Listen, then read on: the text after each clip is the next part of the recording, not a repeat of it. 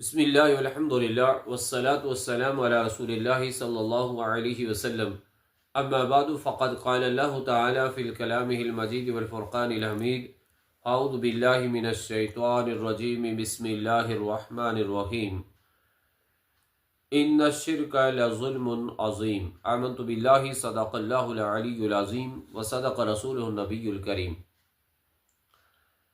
الصلاۃ والسلام علیک یا سیدی یا رسول اللہ وعلی آلک واصحابک یا سیدی یا شفیعنا یوم الجزاء۔ معزز و مکرم سامعین و ناظرین، السلام علیکم ورحمۃ اللہ وبرکاتہ۔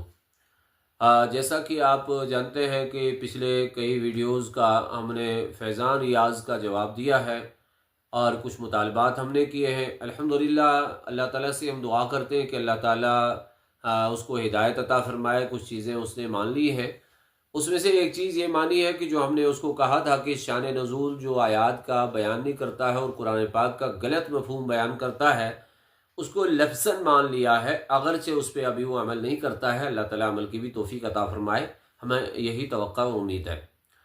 بہرحال آج جو فیضان ریاض کی جو کل کی ویڈیو ہم نے دیکھی، اس میں جو بوکھلاہٹ ہے، اس میں ایک قسم کا عجیب قسم کا رویہ اس نے اختیار کیا ہے، اور اس میں فیضان ریاض صاحب اتنا کھو گیا ہے کہ ایسا کھویا ہوا عجیب انسان لگتا ہے، تو سمجھ نہیں آتی ہے وہ کیا کہہ رہا ہے۔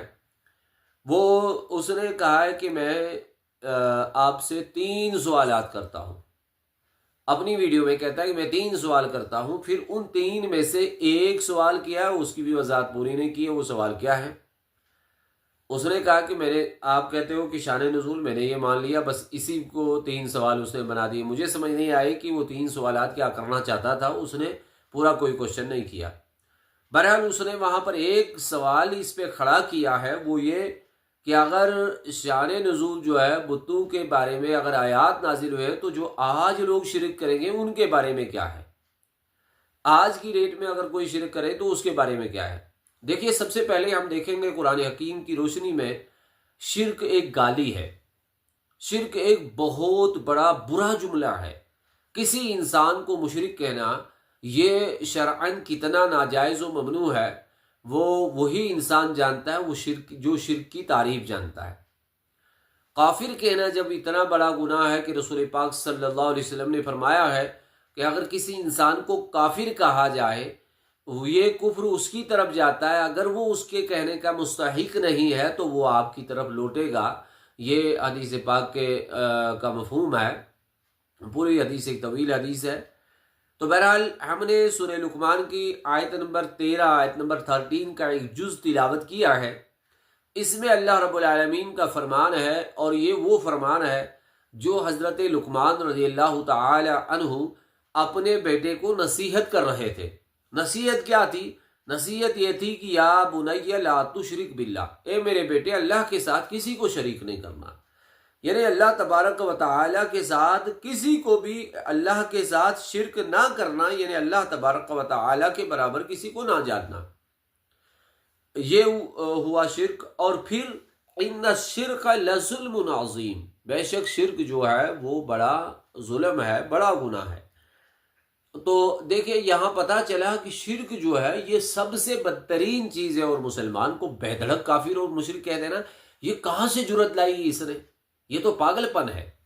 میں اس کو پاگل پن مانتا ہوں، میں ہی نہیں بلکہ پوری امت اس کو پاگل پن مانتی ہے، اور وہ لوگ جس کو شیئر اور کمنٹ کرتے ہیں وہ بھی ویسے ہی لوگ ہیں، وہ سمجھتے نہیں ہیں یہ کیسا پاگل پن کرتا ہے۔ اچھا، سب سے پہلی بات فیضان ریاض سے اس کا جواب، جو یہ کہتے ہیں کہ آج وہ جو شرک کرتے ہیں ان کے بارے میں کیا ہوگا۔ سب سے پہلے کسی بھی چیز کو ثبوت کرنے کے لیے ایک اصول چاہیے، ایک ضابطہ چاہیے، ایک قانون چاہیے۔ وہ اصول کیا ہے؟ یہ کہ فیضان ریاض سے یہ سوال ہمارا ہے کہ پہلے آپ شرک کی تعریف کریں، شرک کسے کہتے ہیں۔ فیضان ریاض کی ایسی بوکھلاہٹ ہے، ایسی بوکھلاہٹ کا شکار ہے، جتنی بھی ویڈیوز اس میں ہیں، اس کے فیس بک کے پیج پہ موجود ہیں، ان تمام ویڈیوز میں اس نے کسی کو قبر پرست کہا، کسی کو مشرک کہا، کسی کو اور کچھ کہا، کسی کو اور کچھ کہا، لیکن ایک ویڈیو میں بھی یہ شرک کی تعریف نہیں کر سکا ہے۔ لہذا میرا مطالبہ ہے پوری جماعت اہل سنت چلا پہلے کی جانب سے فیضان ریاض کو کہ سب سے پہلے آپ شرک کی تعریف کریں، شرک کی مکمل اور مدلل تعریف، اپنی گڑھی ہوئی تعریف نہیں، یہ موضوع تعریف نہیں۔ آپ دیکھیں وہ حدیث مسلم کو مد نظر رکھنا، مسلم میں حدیث میرے آقا علیہ الصلوۃ والسلام نے فرمایا کہ کذاب اور جھوٹا ہونے کے لیے اتنا ہی کافی ہے جو ہر سنی سنائی بات کو ادھر ادھر پھیلائے اور اس پر عمل کرے، لوگوں کو سنائے، بس وہ جھوٹا ہے۔ آپ سنی سنائی باتوں پہ مشرک لوگوں کو کہتے ہو، اہل سنت کو مشرک کہتے ہو۔ کس کو آپ نے دیکھا شرک کرتے ہو، اور کس کو دیکھا آپ نے قبروں کو پوجتے ہوئے؟ کس کو دیکھا آپ نے شیخ عبد القادر جیلانی نعوذ باللہ من ذالک، ہم شیخ عبد القادر جیلانی رحمۃ اللہ علیہ کو اللہ سے بڑھ کر رتبہ دیتے ہوئے؟ وہ تو ظاہر ہے مشرک ہوگا جو شیخ عبد القادر جیلانی رحمۃ اللہ علیہ کو اللہ سے بڑھ کر مانے گا، وہ تو مشرک ضرور ہے۔ اللہ سے بڑھ کر کیا، اللہ کا جیسا بھی مانے تب بھی مشرک ہے۔ اور کسی بھی بزرگ کو، کسی بھی اولیاء اللہ کو، کسی بھی صحابی کو، کسی بھی پیغمبر کو، کسی دنیا کی شے کو اگر اللہ کے برابر مانا جائے وہ تو شرک ہے۔ لیکن میرا مطالبہ آپ سے ہے کہ شرک کسے کہتے ہیں اس کی مکمل تعریف کریں، پھر آپ کو پتا چلے گا شرک کیا ہوتا ہے۔ بات کریں گے ہم آپ سے تو کیا بات کریں گے؟ بار بار ہم نے مطالبہ کیا آپ کو، آپ لائیو آ جائیں، آپ کے ساتھ ہم لائیو ڈیبیٹ کرنا چاہتے ہیں، آپ کے ساتھ لائیو ڈیبیٹ کی جائے، ایسے بکواس مت کریں۔ اور آپ کہتے ہیں نا بچوں کہانی نہیں چلنے والی ہے، بچوں چھوڑو۔ آپ نے اگر سمجھنا ہے تو اچھی طرح سے سمجھ لو کہ حدیث کیا ہے، قرآن کیا ہے، آپ کیا کہہ رہے ہو، پہلے اپنی باتوں پہ غور کرو اور پھر امت پہ الزام لگاؤ۔